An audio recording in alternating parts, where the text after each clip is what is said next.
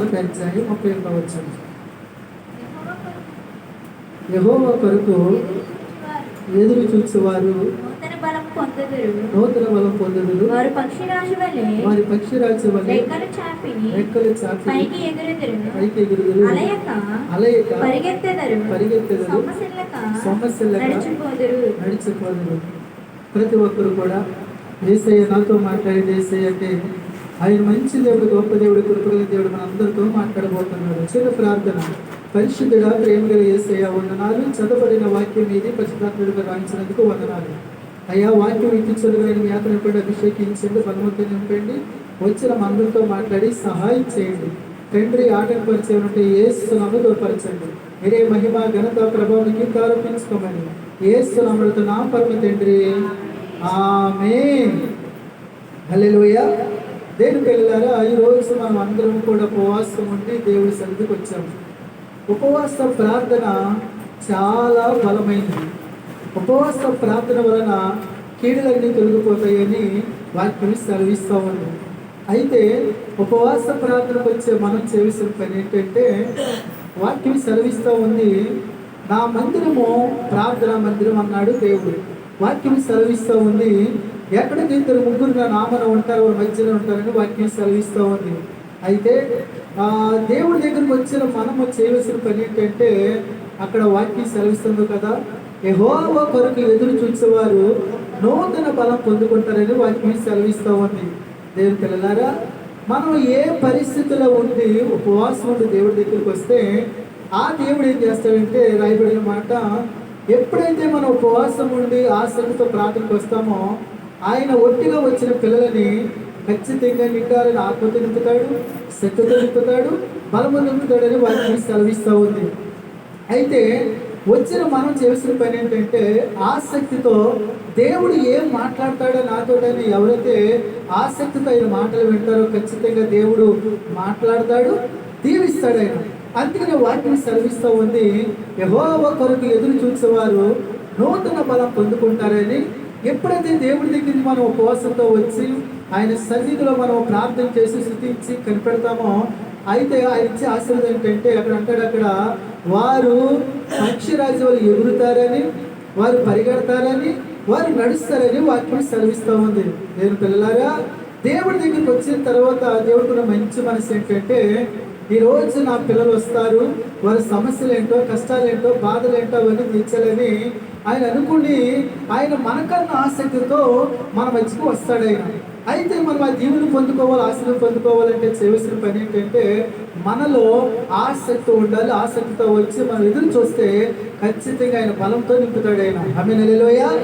ఇక్కడికి వచ్చిన తర్వాత మన మనసు వాళ్ళ బాధతో రావచ్చు, కష్టాలతో రావచ్చు, వేదంతో రావచ్చు, చింతతో రావచ్చు, ఎలాగైనా రాని అయితే ఆయన ఖచ్చితంగా మాట్లాడే దేవుడు. హల్లెలూయా.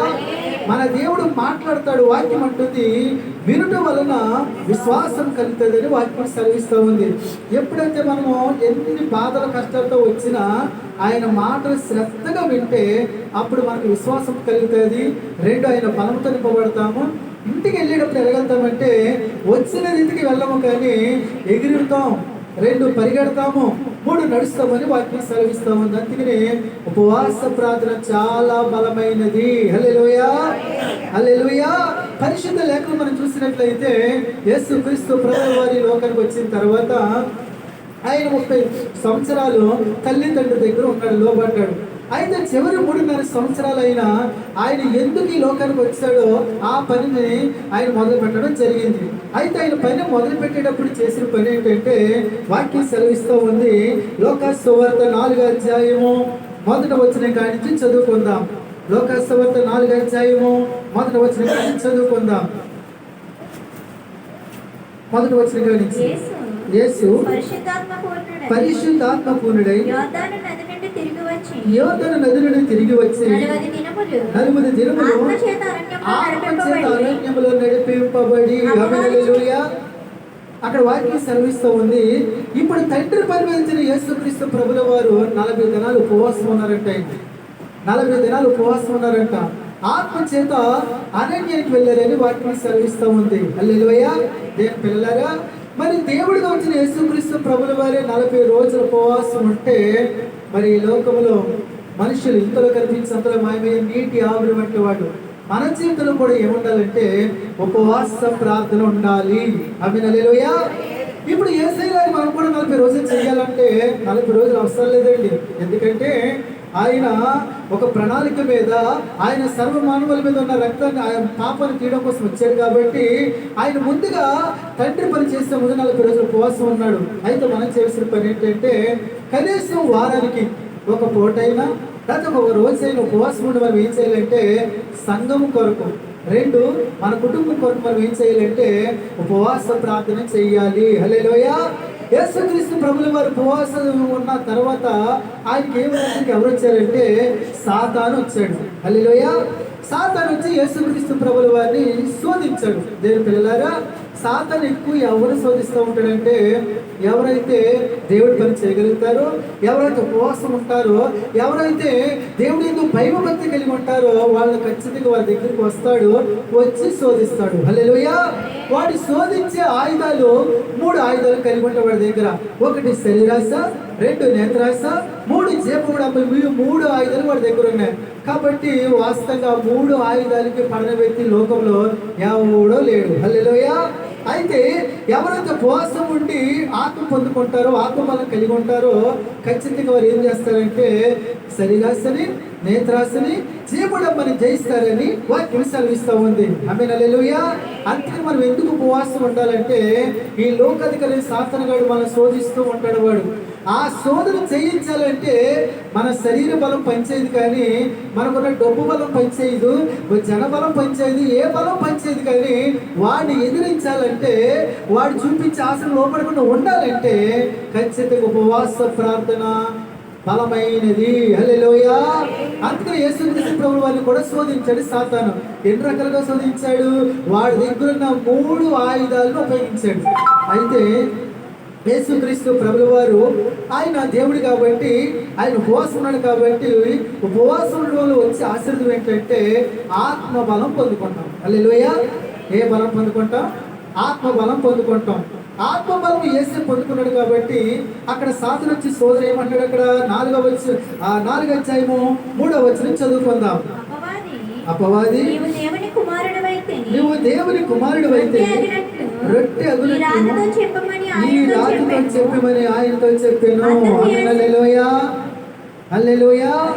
దేవుని పిల్లలు, అక్కడ మొదటిగా యేసుక్రీస్తు ప్రభువు వారిని దేని శోధించాడంటే శరీరాశ. ఎందుకంటే 40 రోజులు ఉపవాసం ఉన్నాడు. ఆయన ఉపవాసం ఉన్న తర్వాత ఆకలి వేస్తారు. ఆమేన్, హల్లెలూయా. అమ్మ ఆకలి అయిందమ్మా. మనం ఒక రోజు ఉపవాసం ఉంటేనే, ఒక పూట ఉంటేనే ఎంతో ఆకలి వేస్తుంది మనకి. హల్లెలూయా.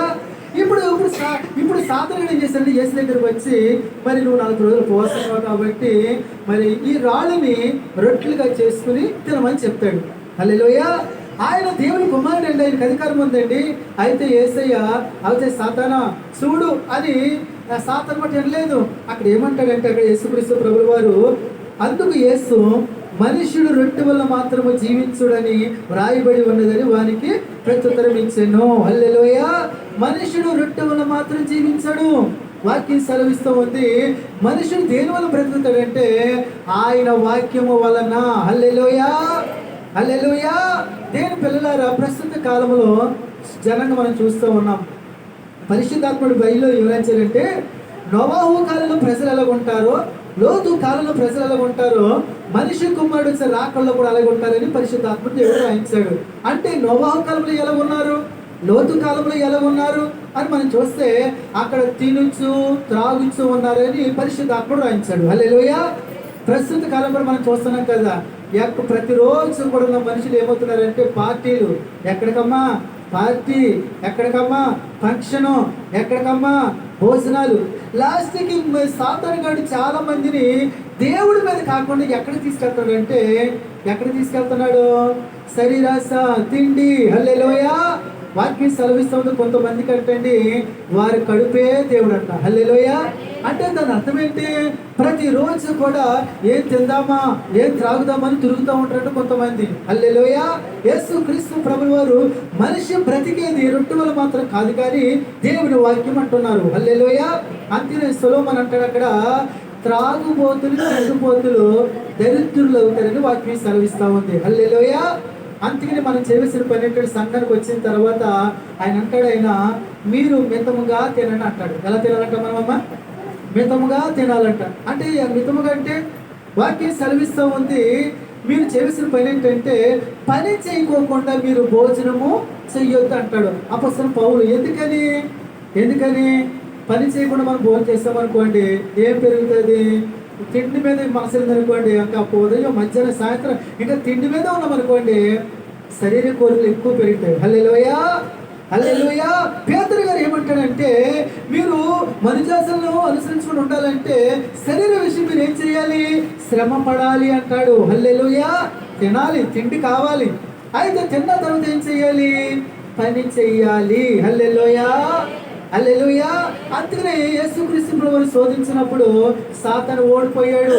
అయ్యో ఇతనికి శరీరాశ లేదు, తిండి మీద లేదు, ఈయనకి దేవుడు వాక్యం మీద ఉందని అక్కడ ఓడిపోయాడు. సరే అలా కదని వాడి దగ్గర ఉన్న రెండు ఆయుధం ఏంటంటే నేత్రాస. హల్లెలూయా. ఏ ఆశమ్మా? ఏ ఆశ? నేత్రాస. చూడండి అక్కడ అంటాడు, అక్కడ 4వ అధ్యాయము 5వ వచనం చదువుకుందాం. అప్పుడు అపవాది ఆయనను తీసుకుని పోయి భూలోక రాజ్యమన్నిటిలో ఒక నిమిషంలో ఆయనకు చూపించి. హల్లెలూయా. అక్కడ అంటాడు, అక్కడ అప్పుడు అపవాది ఆయన తీసుకుని పోయి భూలోక రాజ్యములన్నిటిని ఒక్క నిమిషంలో ఆయనకు చూపించి, ఈ అధికారమంతయు ఈ రాజ్యముల మహిమయు నీకిత్తును, అది నాకు అప్పబడి ఉన్నది, అది ఎవరికి నేను ఇయ్యకూడదునో వారికిత్తును. హల్లెలూయా. కాబట్టి నీవు నాకు మొక్కితవా, ఇదంతా నీదగునని ఆయనతో చెప్పాను. హల్లెలూయా. ఇప్పుడు మొదటి శోధన యేసుక్రీస్తు జయించారు. రెండో శోధన ఏంటంటే నేత్రాస. ఏమాసమ్మా? ఒక్క నిమిషంలో అంటే ఆయనకి లోకములో చూపించి, లోకంలో మహిమ, లోకములో ఎటువంటి పరిస్థితులు ఉన్నాయో అవన్నీ చూపించి, ఇవన్నీ నాకు అప్పగప్పబడి నీకు ఇస్తాను, నాకు మొక్కితే నీకు ఇస్తాను. హల్లెలూయా. అక్కడ ఏమంటాడు తెలుసా? ఈ లోక రాజ్యాలన్నీ చూపించాడు, తన మహిమను చూపించాడు, ఆ లోక పరిస్థితులన్నీ చూపించాడు.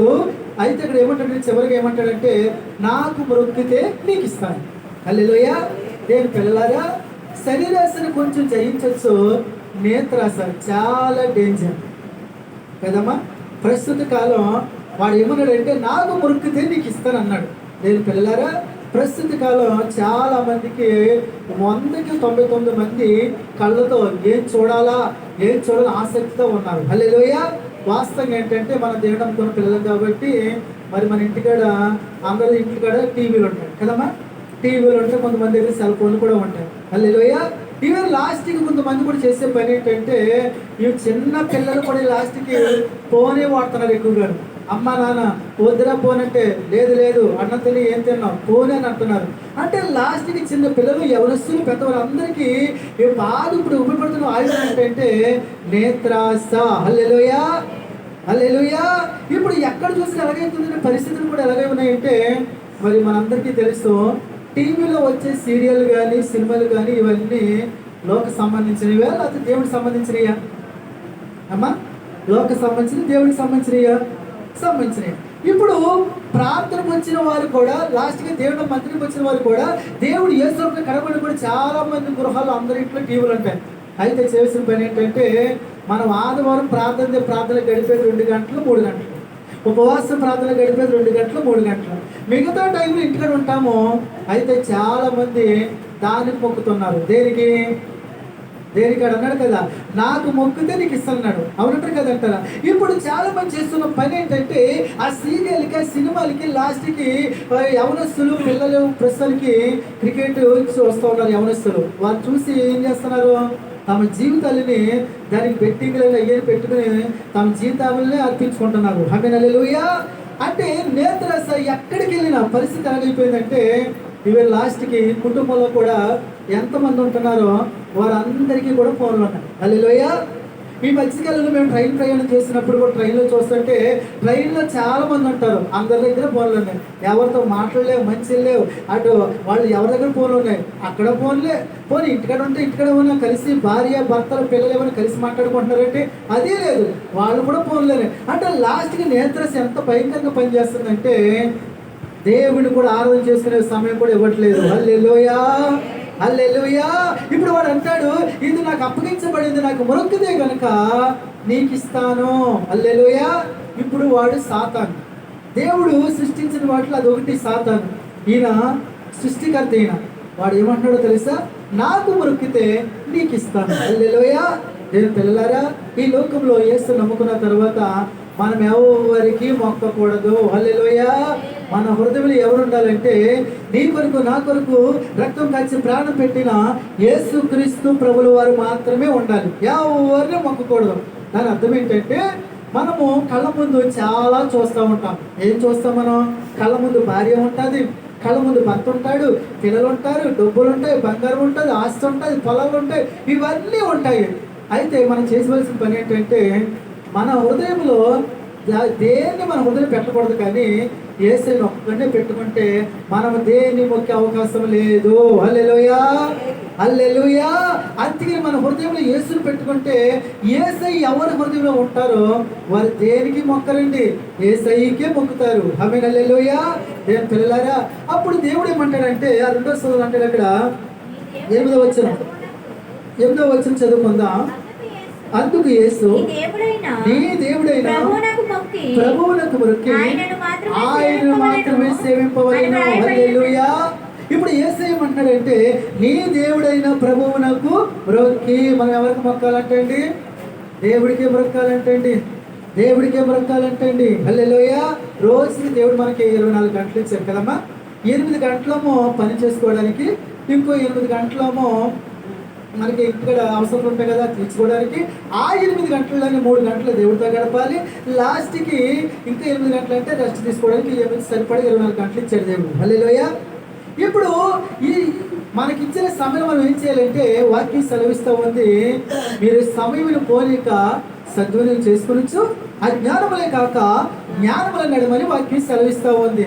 దేవుని పిల్లలారా, దేవుడు నమ్ముకున్న పిల్లలు మనం చేసిన పని ఏంటంటే, సమయాన్ని సద్వినియోగం చేసుకోవాలి. మన పనులన్నీ అయిపోయి అనుకోండి, ఏ పని లేదనుకోండి, వాస్తవంగా రోజుకి 10వ భాగం టైం అంటే ఇంచుమించు 2 గంటల 40 నిమిషాలు, లేదంటే 3 గంటలు గడపాలి. ఇంకా సమయం ఉందనుకోండి, అప్పుడు మనం ఏం చేయాలి? ఇంకేం చేయాలి?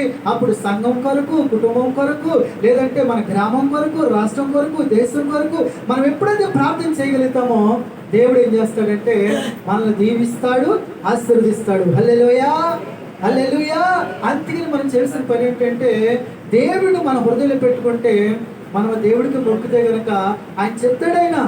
ఎందుకంటే ఈ సమయంలో నువ్వు ఇది చెయ్యి, ఇది చెయ్యి, ఇది చెయ్యి చెప్తాడండి ఆయన. ఎందుకంటే పరిశుద్ధాత్మ దేవుడు మన హృదయంలో నడిపిస్తాడు ఆయన. హల్లెలూయా. ఇప్పుడు సాతాను 2వ సోదరుని కూడా పెట్టి ఓడిపోయాడు. అయితే 3 మనం చూసినట్లయితే 9వ వచనం చదువుకుందాం. పిమ్మట ఆయనను యెరూషలేమునకు తీసుకుని పోయి దేవాలయ శిఖరమున ఆయన నిలువబెట్టి, నువ్వు దేవుని కుమారుడు అయితే ఇక్కడ నుండి క్రిందికి దూముకుము, నిన్ను కాపాడుటకు నిన్ను గూర్చి తన దూతలకు ఆజ్ఞాపించెను. హల్లెలూయా. 3వ సోదరు ఏమంటే, నువ్వు దేవుని కుమారుడు అయితే ఇక్కడ నుండి క్రిందకి దూకుమోకుము. హల్లెలూయా. తైలు శిఖరం మీద తీసుకెళ్ళాడంట, పైనుంచి దూకు. మళ్ళీ ఏమంటాడు తెలుసా? అక్కడ నీ గురించి రాయబడిన మాట ఏంటంటే, నిన్ను కాపాడుటకు నిన్ను గురించి తన దూతలకు ఆజ్ఞాపించును, నీ పాదం ఎప్పుడైనా రాతికి తగలకుండా వారి నిన్ను చేతులతో ఎత్తుకుందురని రాయబడినదని ఆయనతో చెప్పాను. హల్లెలూయా. సాతానికి మనకన్నా బాగా వాక్యం తెలుసు. వాక్యంతో చెప్తున్నాడు ఏమని, పైనుంచి దూకితే నీ పాదాలు రాయికి తగలవు. ఎందుకని? దేవదూతలు వచ్చి నేను పట్టుకుంటారని చెప్తున్నాడు. హల్లెలూయా. దేవుని పిల్లలు, దీని ఆత్మీయ అర్థం ఏంటంటే, 3వది జీవపుడంబం. అంటే యేసుక్రీస్తు ప్రభుల వారిలో ఈయన అనగానే సాతానా చూడు నేను కిందకు దూకుతాను, దేవదూతలు వచ్చి పట్టుకుంటాను అనలేదండి. ఎందుకని? వాస్తవంగా అలా చెయ్యొచ్చు, చేయడం. ఎందుకని? ఇప్పుడు సాతాను పెట్టిన పరీక్ష ఏంటంటే, యేసయ్యలో జీవపుడంబం ఉందా లేదని పరీక్ష పెట్టాడు. హల్లెలూయా.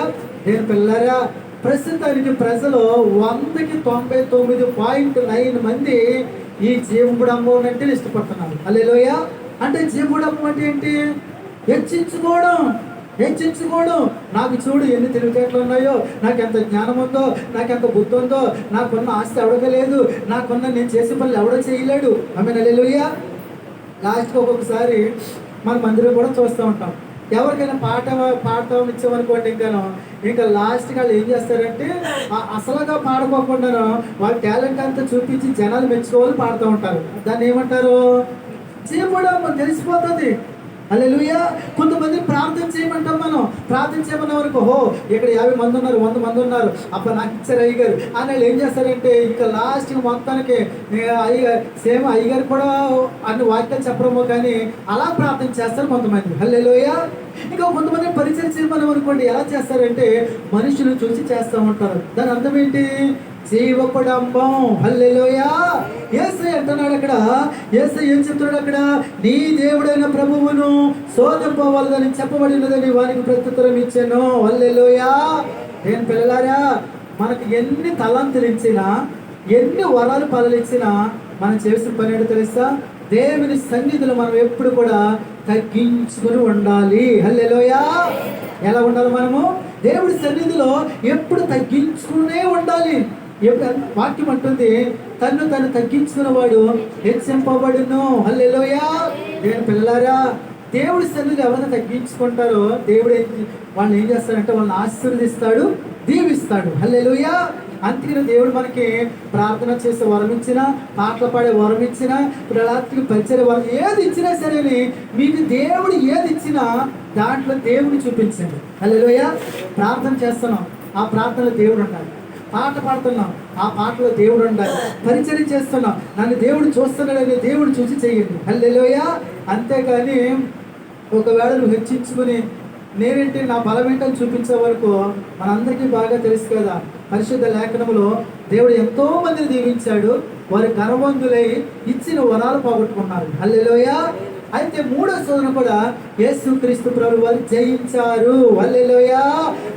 ఆయన శరీరాశను జయించాడు, ఆయన నేత్రాశను జయించాడు, ఆయన జీవడమని జయించాడు. అయితే కింద రాయబడిన మాట ఏంటో తెలుసా? అక్కడ అంటాడు, అక్కడ అపవాది ప్రతి శోధనను ముగించి కొంతకాలం ఆయనను విడిచిపోయేను. హల్లెలూయా.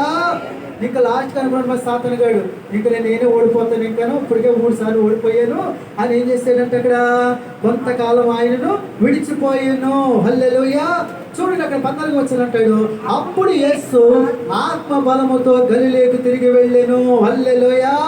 యేసయ్య క్రీస్తు ప్రభుల వారు జయించిన కారణం ఏంటో తెలుసా? ఆత్మ బలం కలిగి ఉన్నాడు ఆయన. ఏ బలం కలిగి ఉన్నాడు? ఆత్మ బలం కలిగి ఉన్నాడు. మరి ఆత్మ బలం ఎలా వచ్చింది? ఉపవాస ప్రార్థన. హల్లెలూయా. నేను పిల్లలారా, మీరు దేవుడి మందిరికి వచ్చినప్పుడు ఉపవాసంతో వస్తారు కదా, మీరు దేవుడు అడగవలసింది ఏంటో తెలుసా? చాలా మంది మందిరం వచ్చి ఏం చేస్తారంటే, నాయనా నేను ఉపవస్తున్నాను ప్రభువా. ఎందుకున్నాము అమ్మా నన్ను ఒక దేవుడు అడిగాడు అనుకోండి, నాయనా నా పిల్లలు దీవించండి, భర్తను దీవించండి, కుటుంబం దీవించండి, ఆశీర్వదించండి నాయనా, ఇప్పుడు పోతున్నాం ప్రభు, నాయనా నా తండ్రి వసలు కూడా సహాయం చేయండి నాయనా ఇసాకు 100 భర్తలు ఇచ్చే ప్రభు, ఇప్పుడు నా పంటలో ప్రభు పక్కడికి నాకు ఎక్కువ ఉండి ప్రభు. ఇలాగే ఏం చేస్తామంటే ఉపవాసం ఉండి ఎక్కువ మన కోసం అడుగుతాం. హల్లెలూయా. ఇలాగ అడగకూడదు. ఎందుకని వాక్యం అంటుంది, నా రాజ్యమును నీతిని మొట్టమొదటి వెతకండి, అప్పుడు అన్ని ఇస్తాను. హల్లెలూయా. ఉపవాసం నువ్వు చేసిన పని ఏంటంటే దేవుడి దగ్గర వచ్చిన తర్వాత అతిక్రమములు దాచిపెట్టేవాడు వర్ధిల్లడు, వాటిని ఒప్పుకొని విడిచిపెట్టేవాడు కనికరం పొందుకొనును. హల్లెలూయా. దేవుడి దగ్గరకు వచ్చిన తర్వాత చేసిన మొట్టమొదటి పని ఏంటంటే, నాయనా నేను కానీ నా కుటుంబస్తులు కానీ ఎవరైనా తెలియక తెలిసి తప్పులు క్షమించని మన తప్పుగా ఒప్పుకోవాలి. హల్లెలూయా. 2 మనం చేసిన పని ఏంటంటే, అయినా నన్ను మీ ఆత్మ బలంతో నింపండి. ఏ బలంతో నింపాలి? ఆత్మ బలంతో నింపండి. అయినా ఆత్మ బలంతో నింపితే మీ కొరకు జీవించగలుగుతాను, సాతానుకు లోబడలేను ప్రభువా అని మనం ఏం చేయాలంటే యేసయ్యలాగా ఆత్మ బలం పొందుకోవాలి. హల్లెలూయా. యేసయ్య ఆత్మ బలం పొందుకున్నాడు కాబట్టి అక్కడ పరిశుద్ధాత్మ రాయించిన మాట ఏంటంటే, ఆయన గూర్చిన సమాచారము ఆ ప్రదేశం అంతటా వ్యాపించెను. హల్లెలూయా. హల్లెలూయా. ఆయన ఆత్మబలం పొందుకనే దేవుడు వారికి ఇచ్చిన ఆశీర్వాదం ఏంటంటే, అక్కడ చూడండి ఒకసారి మత్తయి సువార్త 4:23 యేసు వారి సమాజ మందిరములో బోధించుచు దేవుని రాజును గురించిన సువార్తను ప్రకటించుచు ప్రజలు ప్రతి వ్యాధిని రోగమును స్వస్థపరచుచు గలిలయయందు సంచరించెను. ఆయన కీర్తి సిరియా దేశమంతటా వ్యాపించెను. నానా విధములైన రోగముల చేతను వేదనల చేతను పీడింపబడిన వ్యాధిగ్రస్తులందరినీ, దెయ్యం పట్టిన వారిని, సాంద్ర రోగులను, పక్షవాయు గల వారిని వారు ఆయనందుకు తీసుకుని రాగా ఆయన వారిని స్వస్థపరిచెను. హల్లెలూయా. దేని పిల్లలారా, ఆయన ఆత్మబలం పొందుకోగానే అక్కడి నుంచి ఏ గ్రామం వెళ్తే, ఏ పట్టణం వెళ్తే ఇంకా ఆయనకి అసాధ్యమైంది లేదు కాబట్టి ఆయన దగ్గరకు వచ్చిన వారికి స్వస్థత దొరికింది. దెయ్యాలతో వచ్చిన దెయ్యాలు పారిపోయి. ఆమేన్, హల్లెలూయా. నేను పిల్లలారా, ఈరోజు పరిశుద్ధాత్మ అందరితో మాట్లాడతాడు. అదే యేసులో మనం కూడా ఉపవాసం చేస్తాం అనుకోండి, మన ఆత్మబలంతో నింపుతాడు. మనం ఆత్మబలం కలిగి మనం ప్రార్థన చేస్తే మన దేవుడు ఏం చేస్తాడంటే, నీ ఇంట్లో ఎవరైనా రోగులు ఉంటే స్వస్థపరుస్తాడు. నీకు ఏదైనా కావాలంటే ఆయన ఇస్తాడు. ఆయన హల్లెలూయా. అందుకని ఉపవాస ప్రార్థన చాలా బలమైనది. హల్లెలూయా. ఉపవాస ప్రార్థనలో ఆత్మబలం పొందుకుంటాం. ఆత్మబలం పొందుకుంటే సాతాను మన ముందు పెట్టే ఆయుధాలను ఈజీగా మనం జయించవచ్చు. హల్లెలూయా. అందుకని పరిశుద్ధాత్మ దేవుడు ఈ రోజు అందరితో మాట్లాడుతున్నాడు. మీరు ఉపవాస ప్రార్థనకు వచ్చారు. ఉపవాస ప్రార్థన మీరు దేవుడిని ఏమడగాలంటే, అయినా నన్ను మీ ఆత్మబలంతో నింపండి, నన్ను మీ ఆత్మబలంతో నింపండి అని అడిగితే ఆ మంచి దేవుడు, గొప్ప దేవుడు అటువంటి కృపను మనకిస్తాడు. దేవుడి కొద్ది మాటలు మనం కూడా దీవించును గాక. ఆమేన్. ప్రార్థన చేసుకుందాం. అందరూ కూడా ప్రార్థన చేసుకుందాం. అందరూ కళ్ళు మూసుకోండి.